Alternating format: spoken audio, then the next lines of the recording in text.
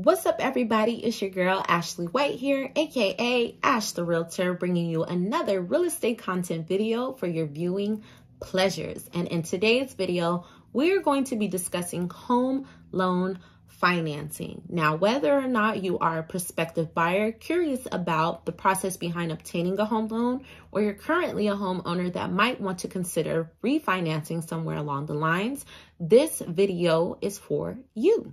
By no means are you obligated to obtain a home loan in order to purchase real property. In fact, those who don't typically end up purchasing property all cash.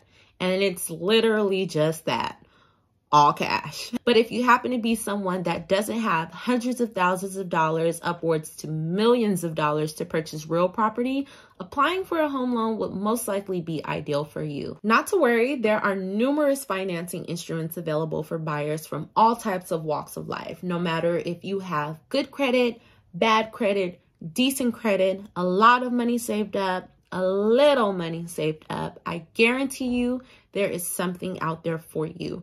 And in order to find that something, I strongly encourage you to consult with a mortgage broker or a mortgage lender. Let's start with discussing the difference between a mortgage lender and a mortgage broker. Mortgage broker is going to have access to all the financing instruments available, from VA loans, down payment assistance programs, FHA, conventional, whatever is out there that you can use to buy a house, a mortgage broker is going to definitely have access to that. A mortgage lender, on the other hand, for example, companies such as Pacific Mortgage will have access to the in-house programs that they have exclusive to their company only.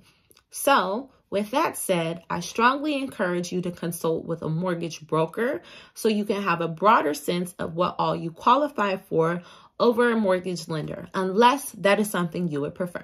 However, there are requirements that borrowers must meet in order to qualify for a home loan. Banks are going to want to see that you have been employed with the same job or company for a minimum of 2 years and are in good standing with no indication of being laid off anytime soon. Banks are also going to review your debt to income ratio. A specific formula is used calculating all your current debt to determine whether or not you can afford a home loan being added into your financial mix. Aside from your employment history, as well as your debt to income ratio, banks are going to be looking at your credit history and FICO score to determine any risk factors involved with potentially lending out to a borrower. Loans that might not be in good standing, maxed out credit card accounts, as well as repossessions are a few things that might work against you when trying to get approved for a home loan. A mortgage broker or mortgage lender will definitely be able to review your financial situation currently and give you advice on what to work on in order to obtain a home loan in the future. Now let's get to the juicy part.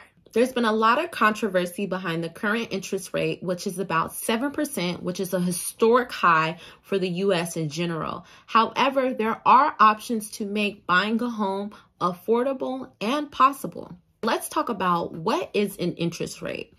By definition, an interest rate is the charge for a loan of money expressed as a percentage of the principal.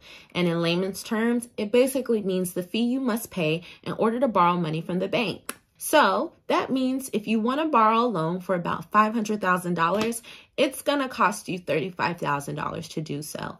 And I know some of you are probably thinking, $35,000 is a lot of freaking money, Ashley. However, you do have the option to buy down a rate. What the is a rate buy down? So glad you asked. A rate buy down is when you pay the lender a specific amount of money to bring the current rate down your desired amount of points to a lesser interest rate, resulting in potentially saving some money. So, for example, if the current interest rate is 7%, but you would prefer an interest rate of 3%, you would ask your lender about a rate buy down of 4 points. Each point is equivalent to about $1,000. So for $4,000, you would bring that 7% interest rate down to 3% and go from paying $35,000 in interest to about $15,000, saving you about $16,000 overall when you choose to do a rate buy down option. Now that we've talked about rates, let's talk about minimum credit scores in order to qualify for a home loan. Now, there are two types of loans that are commonly used in a real estate residential transaction. Those being an FHA loan, which you need a 580 FICO score minimum to qualify for, and a conventional loan, which you need a minimum of 620 FICO score in order to qualify. FHA loans were originally created for individuals with less than favorable credit that desired the opportunity at a chance for home ownership. It's also a government-backed loan and one of the many ways that someone with less than a 600 credit score can have a chance at purchasing a home in today's market. There's also down payment assistance programs available for those that would love to purchase a home but don't quite have the funds saved up personally to do so. If you've watched my first video, I talked about 4 fundamentals every buyer should be aware of prior to looking at homes with a real estate agent.